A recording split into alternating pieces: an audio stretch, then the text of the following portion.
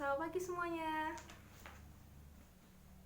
Sebelum kita memulai materi pembelajaran kita pada hari ini, marilah kita berdoa ya menurut agama dan kepercayaan kita masing-masing. Ketua kelasnya siapa?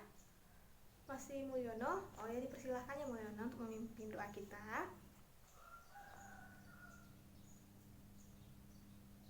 Berdoa selesai. Ada yang tidak hadir hari ini? Ya sudah, ibu absen saja ya. Desi Aprilia, Mulyono, Yasi, hadir Yasi? Hadir. Meilani Ayu Putri, hadir ya. Kristina Niken, Rian Rianis, Devi Rosalia, Lanis Novita Maini, Melisa. Jadi yang tidak hadir sini Budi. Kenapa Budi tidak hadir? Sudah 3 kali ya keterangannya tidak ada. Nah itu bagi teman-temannya yang rumahnya dekat ataupun memiliki kontak, tolong hubungin, karena dia sudah lewat banyak sekali materi dari ibu. Nah takutnya nanti pada saat ujian dia tidak bisa melaksanakan ujian dengan baik. Sudah, kita tinggalkan dulu masalah si Budi, nanti bahas ya. Oke, udah pada semangat kan untuk lanjut materi kita? Kemarin ibu sudah menjelaskan materi tentang Annelida, tentang pengertiannya dan juga kelasnya. Terdiri dari 3 kelas. Yang pertama Polychaeta, Oligochaeta, dan Hirudinea. Nah, minggu kemarin ibu sudah menjelaskan tentang Polychaeta. Ada yang masih ingat pengertiannya ataupun ciri-ciri khusus dari Polychaeta? Pengertian dari Annelida saja. Ayo, ada yang tahu? Ya, Mei? Ya, betul sekali. Nah, pengertian ibu jelaskan lagi ya. Nah, pengertian dari Annelida itu berasal dari kata annulus yang berarti cincin. Sesuai dengan bentuknya, tubuhnya itu memanjang dan berus luas, dan ini disebut sebagai segmen. Spesies modern dari Annelida ini cacing tanah, pacat, dan juga lintah. Habitatnya, masa kalian tidak tahu habitatnya cacing tanah? Nah, berada di tanah dan juga ada berasal dari laut dan air tawar. Kemudian, kelas Annelida Polychaeta, ciri khususnya saja. Ya, Lanis? Betul sekali ya. Lanis pintar sekali ya, dia masih ingat. Ayo semuanya anak-anak, cepat-cepat ingat kembali materi sebelumnya. Betul sekali ya, dia memiliki parapodia. Nah, parapodia itu apa? Sebagai alat gerak. Bentuknya itu seperti dayung, makanya disebut sebagai parapodia.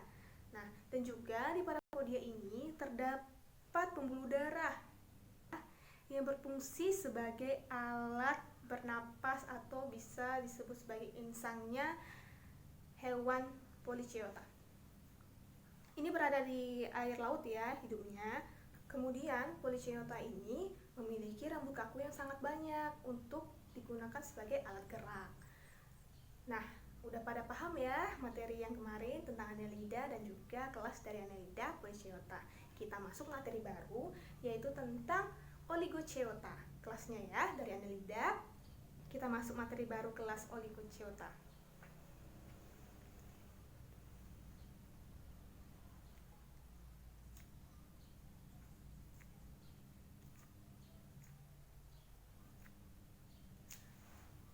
Yang pertama tadi kelasnya Polychaeta.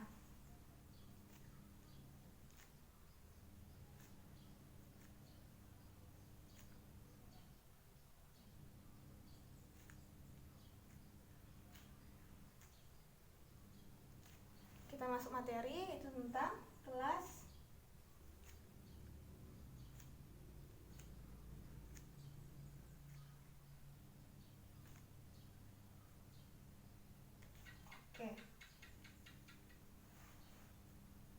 Ada yang tahu Oligochaeta itu apa? Disinilah tujuan pembelajaran kita, yaitu mengetahui ciri-ciri dari Oligochaeta, struktur tubuh, proses reproduksi, serta manfaat dari Oligochaeta. Oligochaeta ini contohnya yang paling umum yaitu cacing tanah.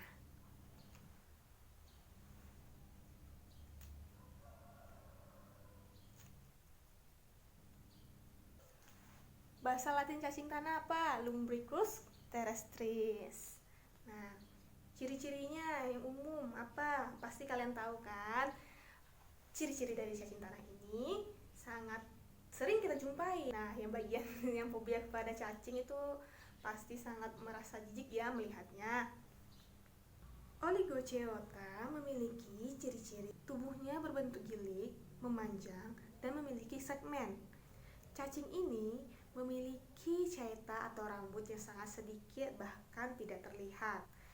Cacing ini banyak dijumpai di airan tawar, tanah, dan juga di tempat yang lembab. Cacing tanah ini bersifat hermafrodit sehingga dapat dijumpai sperma dan juga ovum. Nah, kemudian ciri khusus dari cacing tanah ini yaitu adanya klitelium atau penebalan di bagian segmennya. Nah, apa sih itu klitelium? Nah, klitelium itu digunakan untuk pembentukan kokon pada saat reproduksi. Nanti Ibu jelaskan prosesnya ya, pembentukan kokon dan juga pembuahan pada saat siklus reproduksi. Sudah kita tahu ciri-cirinya, kita masuk dalam struktur tubuh luar dari cacing tanah ini. Saya membawa contoh cacing tanahnya ya. Ini bukan es krim. Hewan cacing tanahnya sebentar ya. Nah, ini adalah struktur tubuh luar dari cacing tanah ya, bisa kita lihat sangat jelas. Ini terlihat di bagian anterior, ini bagian mulutnya. Ini segmen-segmennya sangat terlihat jelas dengan mata telanjang saja ya. Nih, kalau lebih jelasnya kita bisa melihat menggunakan mikroskop. Ini ada klitelium. Ini bagian pembengkakan ya di sekitar segmen. Nah, kemudian ini adalah anusnya di bagian posterior. Dorsalnya ini bagian dorsalnya, bisa sangat jelas kita lihat. Nah, yang Ibu jelaskan tadi tentang klitelium ini ya, dia ini adalah ciri-ciri khusus dari cacing tanah. Semua cacing tanah memiliki klitelium pada saat dewasa.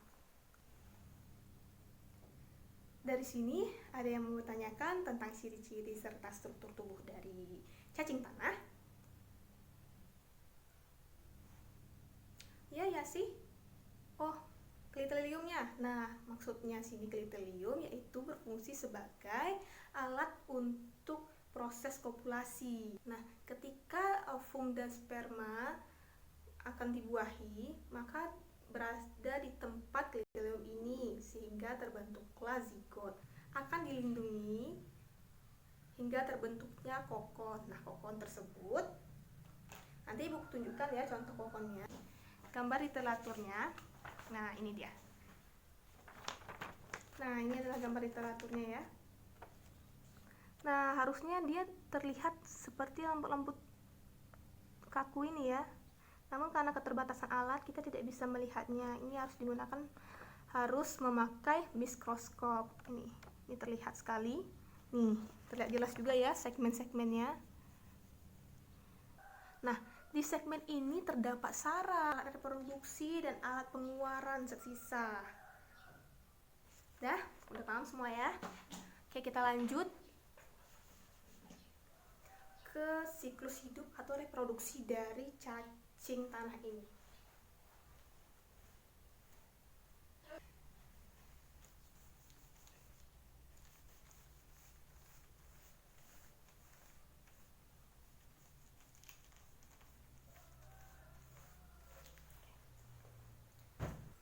Siklusnya dimulai dari cacing dewasa.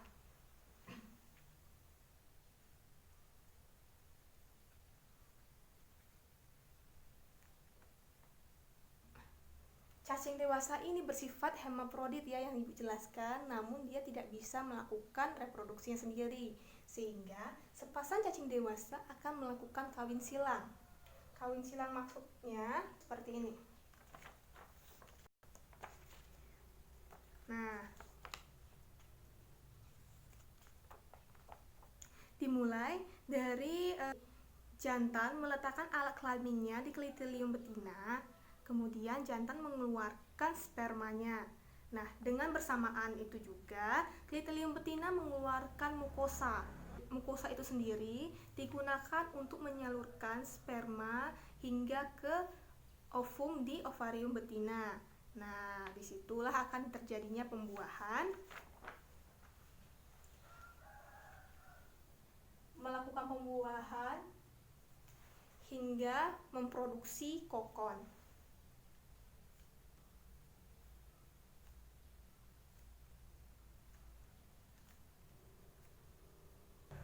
Kokon itu sendiri digunakan sebagai tempat pembuahan antara ovum dan juga sperma. Nah, setelah terbentuknya zigot di dalam kokon ini, maka kokon akan menetas jika waktunya sudah tepat, sekitar 2-3 minggu. Nah, kokon itu sendiri berbentuk seperti ini. Nah, ini kokon yang telah dibuahi, masih warnanya pucat, seperti kokon ini bisa disebut sebagai telur ya, telur dari cacing. Nah, ini kokon yang sudah berumur 2-3 minggu, warnanya pun sudah kecoklatan. Ini penanda bahwa anakan akan menetas. Nah, setelah kokon menetas,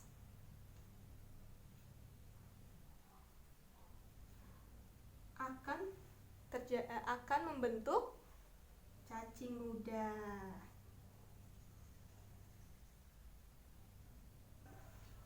Bentuk cacing mudanya, nah ini cacing mudanya, dia sangat kecil sekali. Nih masih anakan, ini masih anakan.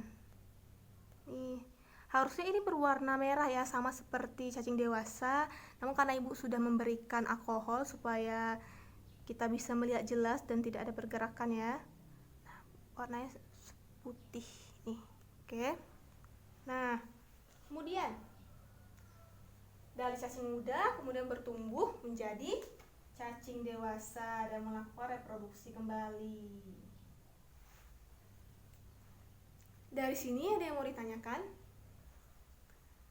tentang siklus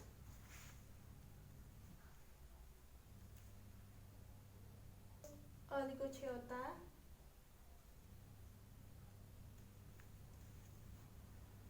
Ada yang mau ditanyakan? Kurang jelas? Ibu jelaskan kembali ya. Pertama, dimulai dari cacing dewasa melakukan perkawinan silang dengan cara alat kelamin jantan diletakkan pada klitilium betina, kemudian jantan mengeluarkan sperma bersamaan dengan mukosa dalam klitilium sehingga sperma masuk dalam ovum di ovarium betina. Lalu di sana terbentuklah zigot dan zigot akan diletakkan dalam kokon. Nah, ketika kokon sudah terbentuk, kokon ini fungsinya untuk apa? Pelindung dari anakan tersebut. Nah, kemudian jika kokon menetas, dia akan menjadi cacing muda. Nah, kokon menetas ini umurnya sekitar 2-3 minggu ya. Nah, kemudian terbentuk cacing muda, berkembang lagi menjadi cacing dewasa. Sangat mudah sekali untuk siswa sekalian memahami siklus hidupnya. Dari sini ada yang mau ditanyakan atau ada yang kurang paham?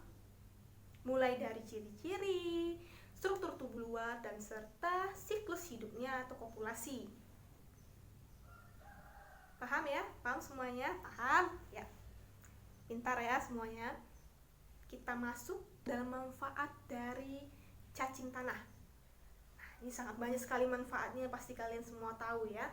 Dimulai dari manfaat sebagai penyubur tanah. Maksudnya, cacing ini hidup di dalam tanah dan ia akan makan organisme yang berada di tanah dengan cara menggali tanah sehingga tanah tersebut akan gembur. Nah, kemudian cacing ini berfungsi sebagai obat herbal. Wow, itu sangat banyak sekali manfaatnya. Kemudian bahan-bahan untuk kosmetik dan sebagai bahan pangan untuk hewan ternak. Wah, ini karena cacing ini mengandung protein, jadi cocok untuk hewan ternak. Oke, dari sini ada yang mau ditanyakan sebelum Ibu menyimpulkan dari materi kita, materi yang telah Ibu sampaikan.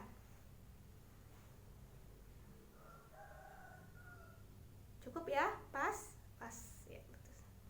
Ibu bangga sekali dengan kalian semua karena kalian bisa cepat menanggapi materi yang Ibu jelaskan.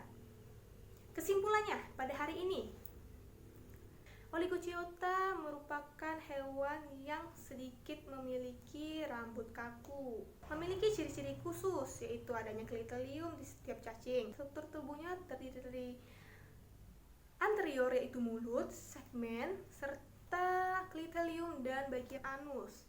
Siklus hidupnya yaitu dimulai dari cacing dewasa memproduksi, di mana cacing dewasa saling mengkawinkan silang, lalu memproduksi kokon, di mana kokon terdapat sel sperma dan sel telur untuk dibuahi dan membentuk zigot. Menetas sehingga terbentuklah cacing muda, dan cacing muda akan berkembang biak hingga menjadi cacing dewasa. Manfaatnya sangat banyak kehidupan manusia dan juga bagi alam. Nah, itulah yang bisa Ibu sampaikan. Ibu tidak memberikan kalian tugas untuk saat ini, namun Ibu mengharapkan kalian untuk membaca lagi materi tentang Annelida namun kelas Hirudinea, supaya untuk minggu depan Ibu akan melakukan pretest ya tentang Hirudinea. Jadi kita tahu siapa yang telah memahami materi tersebut. Ibu terus mengingatkan kepada kalian di mana pada saat ini pandemi corona masih belum berakhir. Jadi kita harus tetap social distancing, menggunakan masker jika terpaksa keluar, dan mencuci tangan dengan baik, menjaga kebersihan lingkungan rumah maupun lingkungan luar. Sekian dari Ibu harap kalian bisa memahami materi ini, dan jika Ibu ada salah kata, Ibu mohon maaf. Ibu akhiri, terima kasih dan sampai jumpa minggu depan.